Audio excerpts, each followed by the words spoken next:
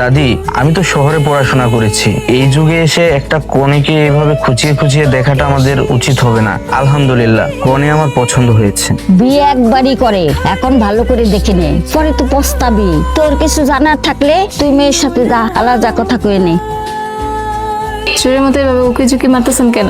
বিয়েটা কি বড় ভাই করবে নাকি ছোট ভাই সে করতে চায়? বিয়ের বয়স তো হয়েছে বিয়াইন, করতে চাইলে ক্ষতি কি? তা হবু বিয়ায় চোরের মতো উকি ঝুঁকি মারতেছেন, চুরি করার মতলব আছে নাকি? আরে কি বলেন বেআইন, গরমে আমার বেশ ক্লান্ত লাগতেছে, এখান থেকে কি আমাকে এক গ্লাস শরবত দেওয়া যাবে? ভালোই হয়েছে আপনি এখানে, শরবতটা আমি আপনাকেই দিতে যাচ্ছিলাম। বাহ, না চাইতেই সবকিছু পেয়ে যাচ্ছি। তা এই শরবত আপনি নিজের হাতে বানিয়েছেন তাই না?